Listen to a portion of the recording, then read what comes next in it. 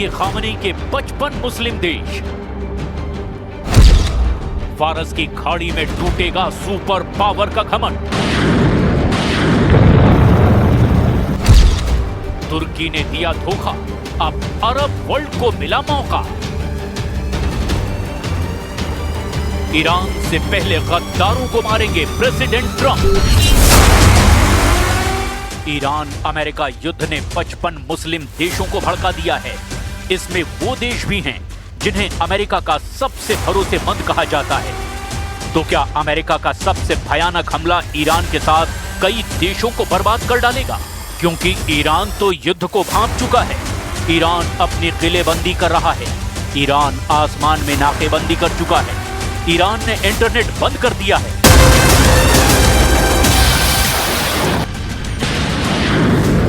लेकिन उसका साथ दे रहे बाकी देश ट्रंप से टकराने की जरूरत कैसे जुटा सकते हैं? ईरान का साथ देने वाले सभी देशों को अमेरिका अपना जानी दुश्मन बता चुका है। ट्रंप से बैर लेने का मतलब जिन्हें पता है वो युद्ध टालने की कोशिश कर रहे हैं। लेकिन ईरान अब की बार फुल एंड फाइनल करना चाहता है, जिसके चलते ईरान में हलचल बढ़ गई है।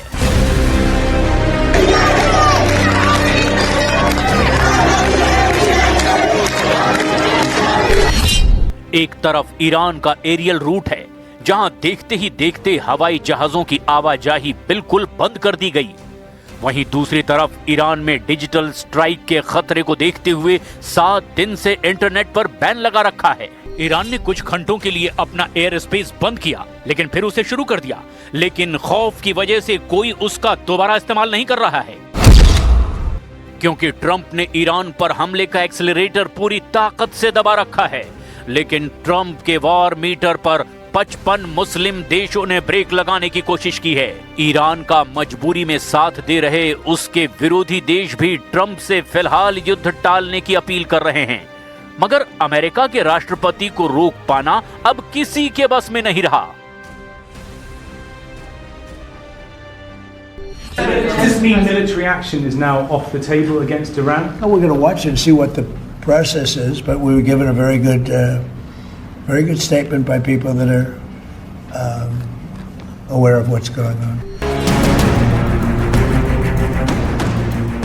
वजह ईरान की अकड़ है, वजह ईरान की धमकियां हैं, वजह ईरान के कट्टर मौलाना हैं। ईरान ने चुनौती कबूल कर ली है। ईरान ने आसमान से समुद्र तक हथियारों को तैनात कर दिया है। ट्रंप से युद्ध में जैसे ही ईरान के साथ मुस्लिम देशों ने आने के सिग्नल दिए, सुप्रीम लीडर अली खामनेई के सभी जनरल वॉर जोन में निकल गए। ईरान के अंदर अमेरिका के खिलाफ इतनी नफरत बढ़ गई है कि ट्रंप को मौत देने के नारे लग रहे हैं। तेहरान में ब्रिटिश दूतावास के बाहर खामनेई समर्थकों ने इजराइल और अमेरिका के झंडे जलाए हैं। प्रदर्शन कर रही भीड़ ने जो नारे लगाए उसे सुनिए।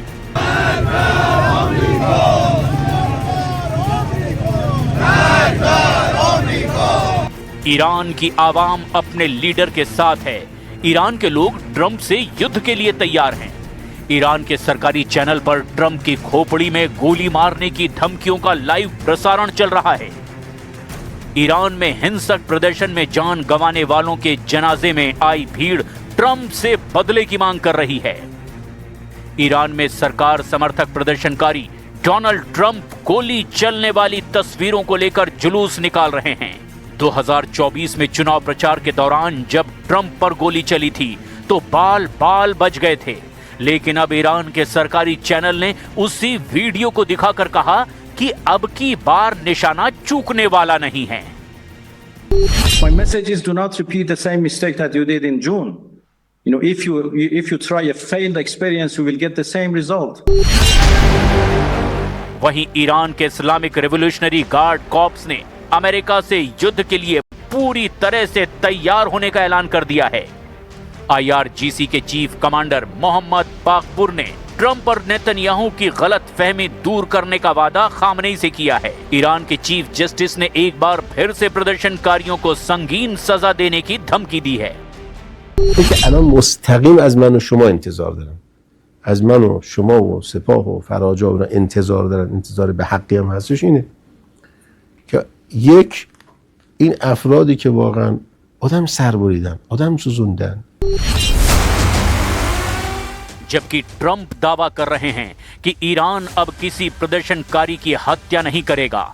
ट्रंप ने अपने सूत्रों का हवाला देकर कहा कि ईरान किसी को भी फांसी की सजा देने की हिम्मत नहीं जुटा पा रहा। ट्रंप ने ये बयान इरफान सुल्तानी की फांसी टलने के बाद दिया है। ईरान में इरफान सुल्तानी को 14 जनवरी को फांसी दी जानी थी, मगर अब तक इरफान को सजाए मौत नहीं दी गई है, जिसे ट्रंप अपनी जीत बता रहे हैं।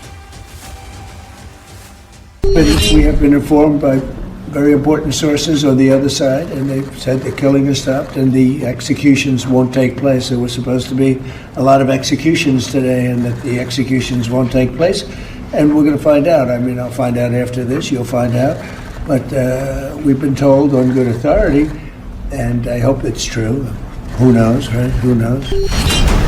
ईरान ने इरफान सुल्तानी की फांसी पर अब तक कुछ भी साफ नहीं किया है।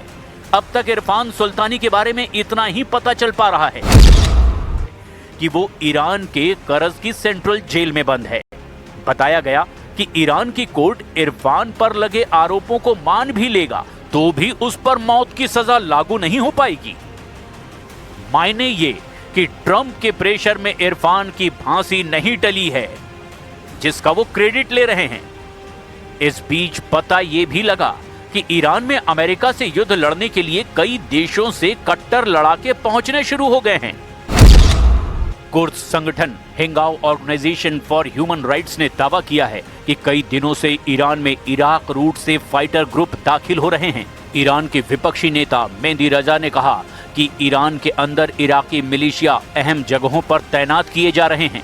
ईरान के पत्रकार निजात बहरामी ने ऐसा ही एक वीडियो पोस्ट किया, जिसमें हिजबुल्लाह और पुराने सीरियाई झंडे के साथ कई लड़ाके देखे गए हैं।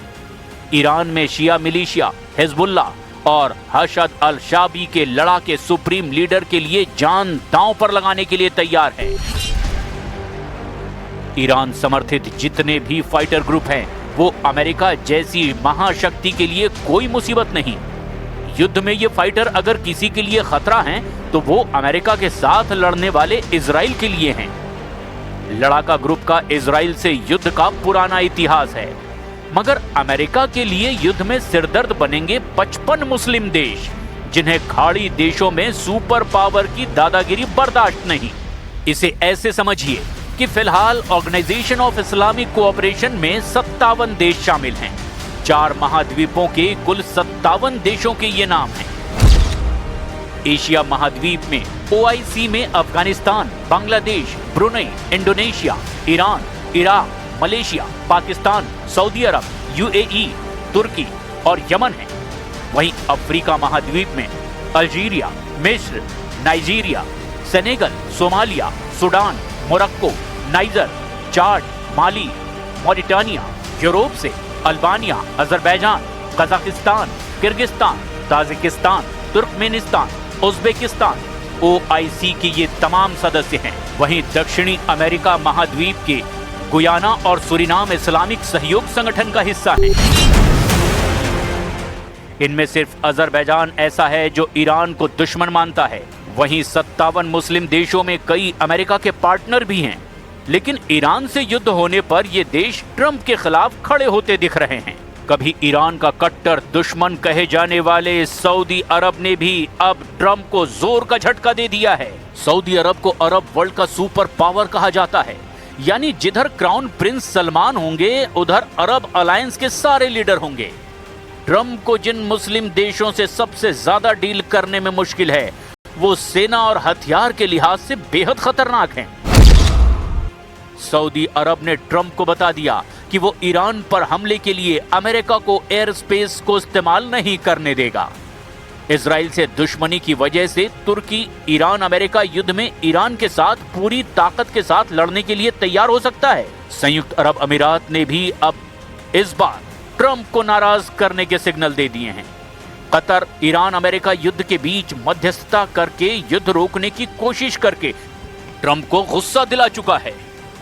इन सबसे खतरनाक देश पाकिस्तान है, जिसे डर है कि ईरान में तख्ता पलट हुआ तो जनरल असीम मुनीर को भी पाकिस्तान की आवाम मार मार कर भगाएगी। इसीलिए पाकिस्तान ईरान का साथ देने को मजबूर है। अमेरिका के एक इशारे पर कल तक जो देश हाजिरी बजाते थे वो ट्रंप को नियम कायदे सिखा रहे हैं।